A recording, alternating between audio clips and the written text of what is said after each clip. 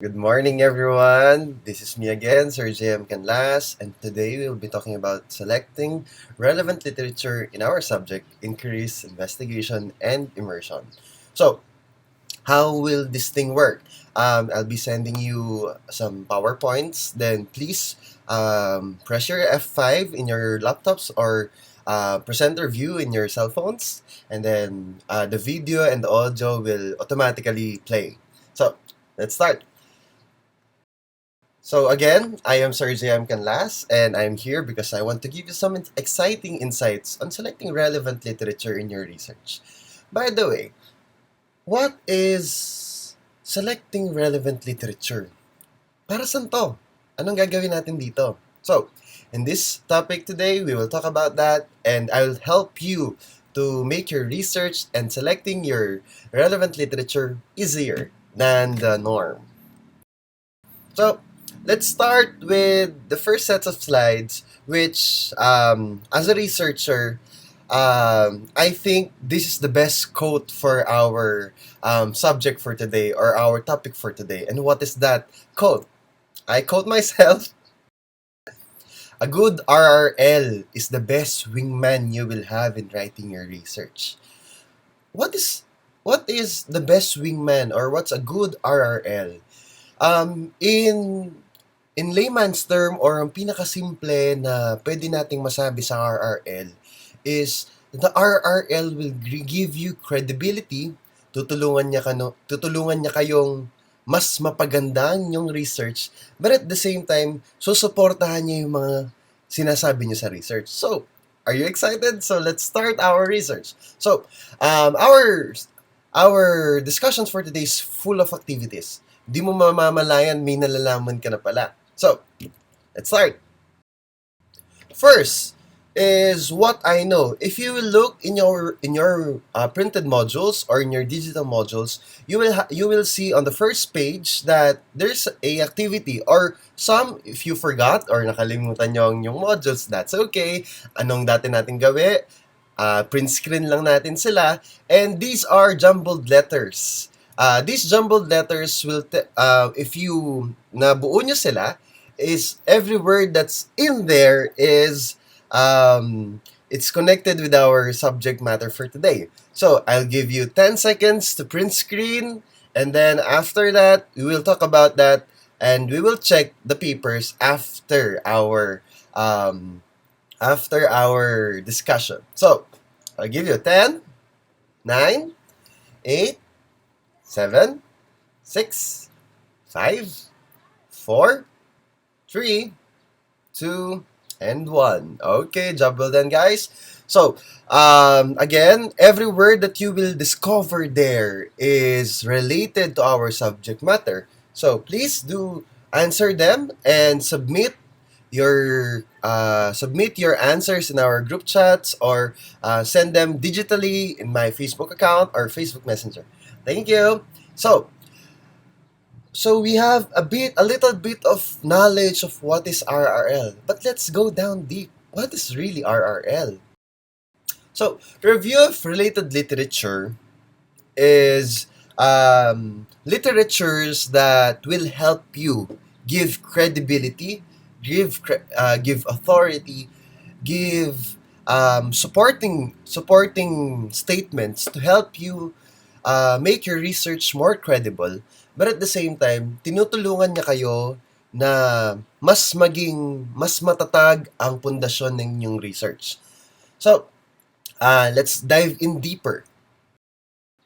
Selecting relevant literature will help you to segregate the known and the unknown information in a topic. Some people mistook this part as a mere record of who wrote what and when of information connected to the study. But in reality, selecting relevant literature is knowing deeper your research. For example, my research is all about how to write research. So, anong gagawin ko? I'll search the library or I'll search the internet about my topic, and then a lot of topics will show on the search engine or on the books that you will read. And sasabihin natin, research is a laborious work thing to do. So, hahanap tayo ng mga books, hahanap tayo ng mga search engines na magpapakita na it's either is it laborious or is it easy to make. So, anong gagawin natin? So, after that, for example, we saw a book, and this is JM Canlas 2021.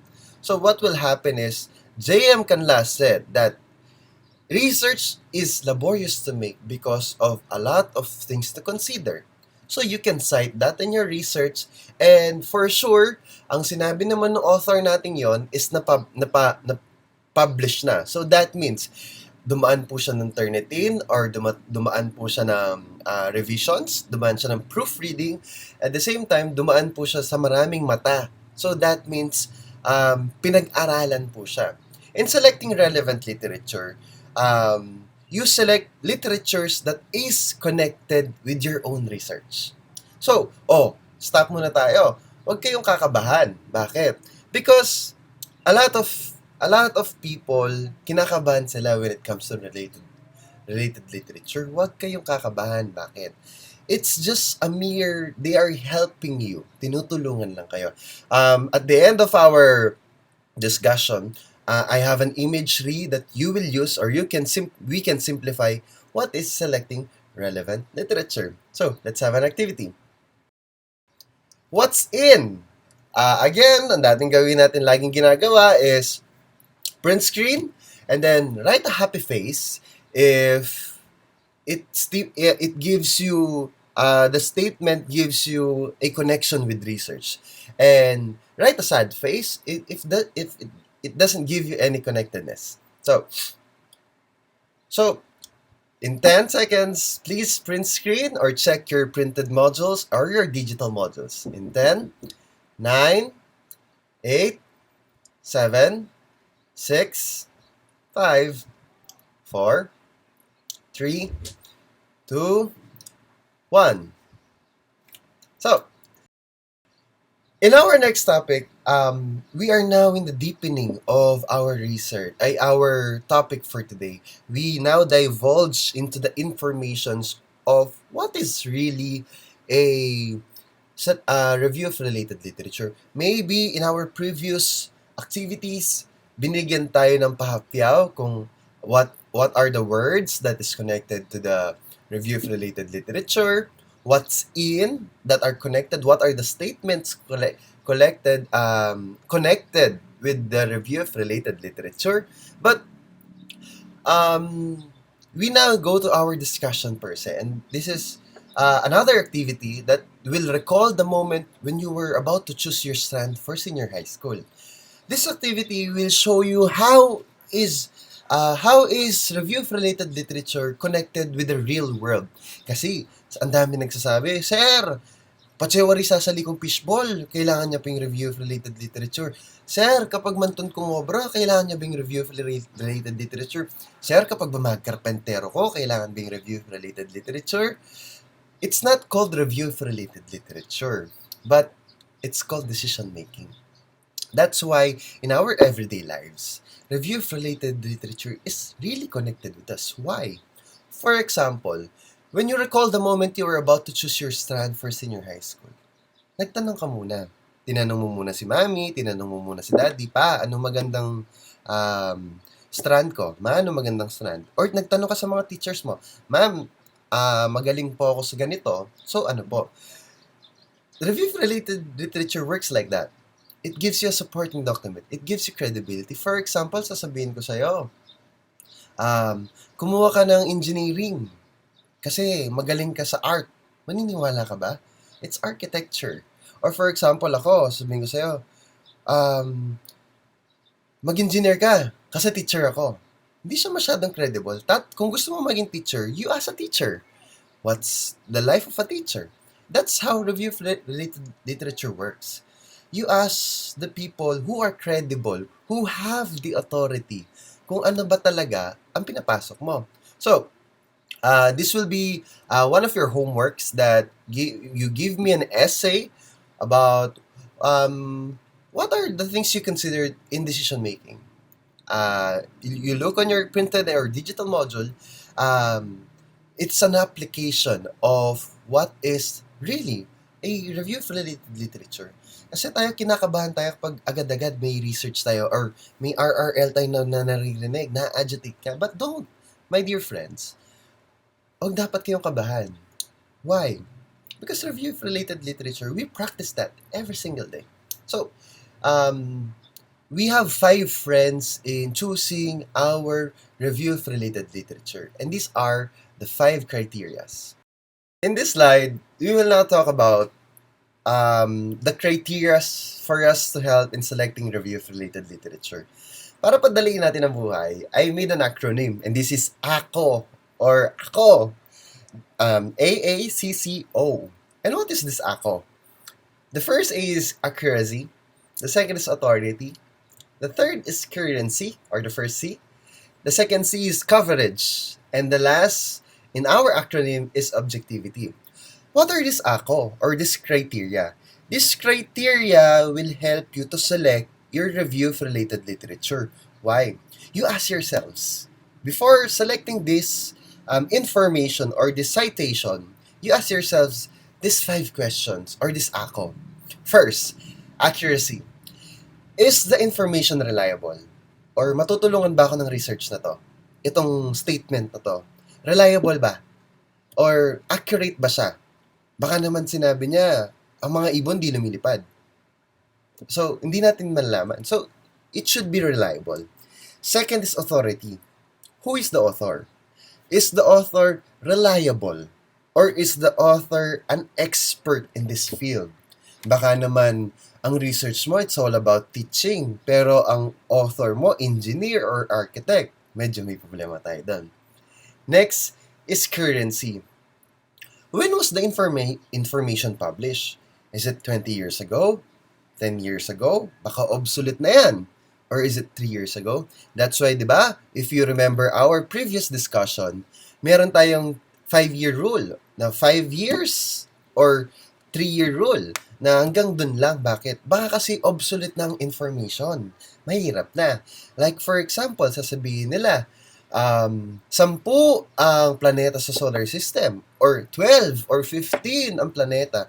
That was very obsolete na. Well, I'm making up this information but para mas malaman natin or para mas magets natin. Next is coverage. Does the information does your information covers the information you need?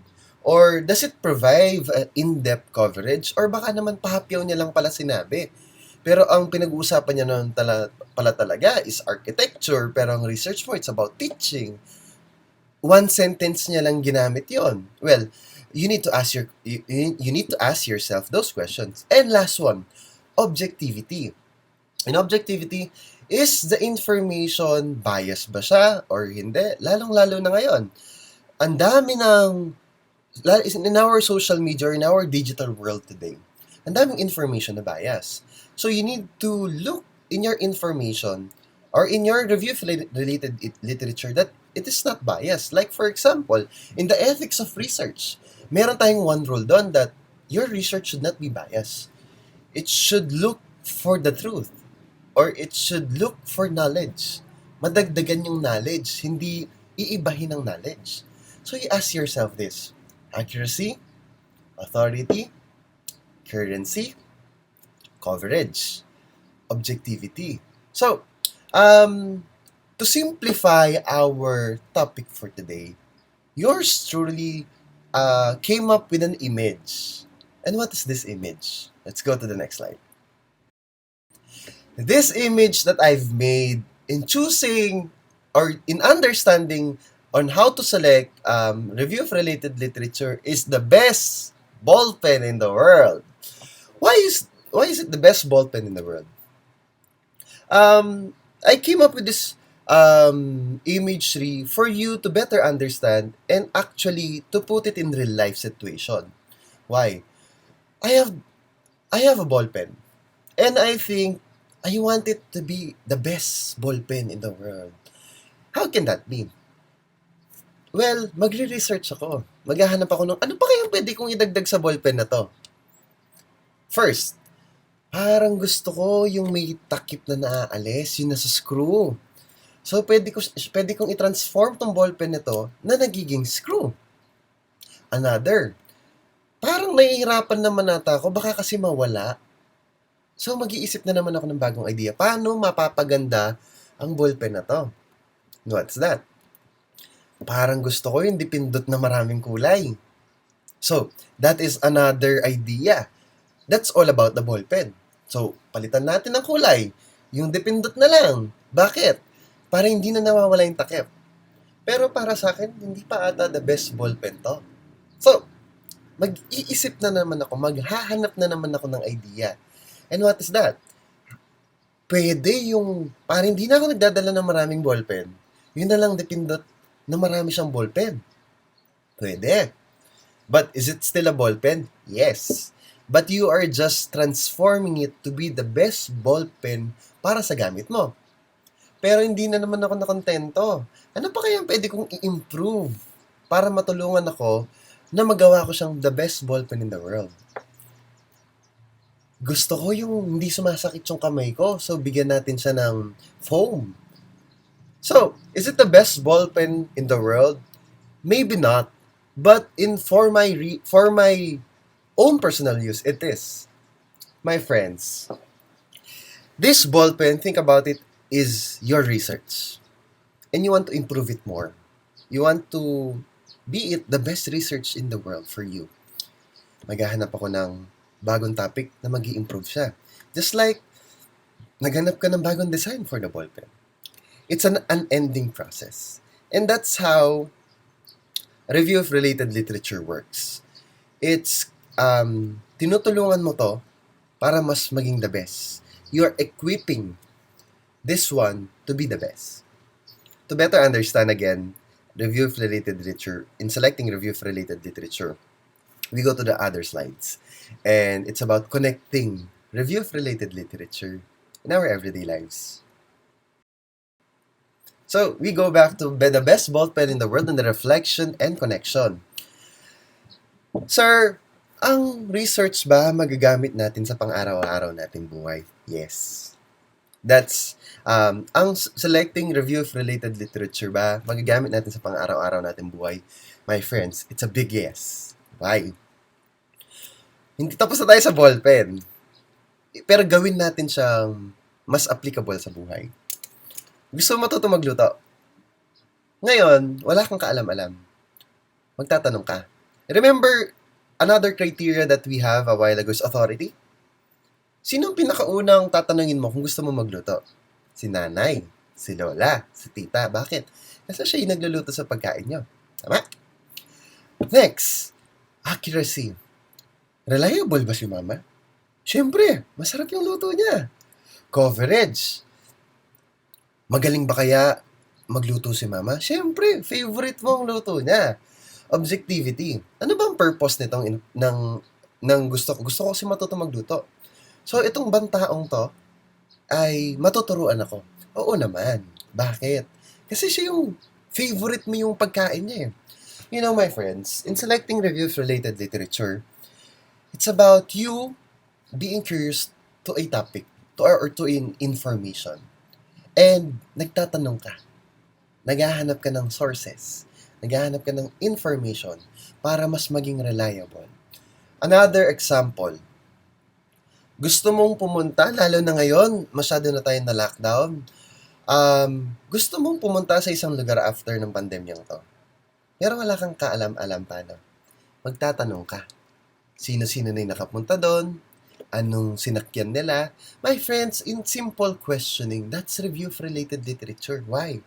Tinatanungan mo kung sino may authority, kung sinong accurate nung nakapunta na doon, may objectivity, currency, and coverage. So that means, in selecting review of related literature, it's just by you want to have the best. You want to have the best luto. You want to have the best ballpen. You want to have the best experience. And nagtatanong ka. Or you're equipping yourself kung paano, ano, para maging mapaganda ang research, ang ballpen, mapasarap ang pagluluto, or mapabilis ang pagpunta mo sa destination mo. And that, my friends, you can connect it in everything. Even in your other subjects, you can connect. For example, science. Sir, paano may kukonect ang review-related literature sa science? If, when you are curious about something, you read books about, science itself. Sir, sige, challenge kita. UCSP. Paano mo siya i-connecta sa review-related literature?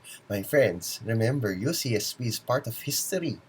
And these historical facts came from books, came from reliable people, came from accurate people who made the world a better place. Okay, sir. Sige. Math. Trigonometry or other math subjects. Sige nga, sir. Paano may kukonekta to sa review of related literature? Kapag nahihirapan ka sa math, you always go back to the formula. Is the formula accurate? Yes. It was formulated by someone with authority, with currency. Is it covered? The coverage of the formula? Yes. That's why you use that formula in order for you to help you solve the problem. Ano ba? Sir, per dev, personal development. Is it connected? Yes. Again, why? It's about you asking yourself, what are the things I am curious about? And are you the right authority? Yes, because it's personal. It's personal development. Sige, sir. Last na lang. Ano pa kaya ang subject natin? Pilipino sa piling larang. Pwede. Why? Because in Pilipino sa piling larang, pinag-aaralan nyo ang Pilipino, ang lengguwahe. Saan ba nanggaling to? At naniniwala kayo sa mga guru nyo. That is, you know what, my dear friends? In selecting review-related literature, you ask yourself those 5 criteria. But at the same time, it can help you in your everyday lives. So, kailangan bang matakot sa research? Hindi. Hindi ka dapat matakot sa research. Bakit? Dahil araw-araw, ginagawa mo to. And with that, with our activities, please submit it and please submit it tomorrow. But at the same time, if some activities were skipped in the module itself, please answer them and send it through my email, through my messenger, and I'll see you again next day. Thank you, and always be safe in these challenging times. May tapang nga dito. Salamat.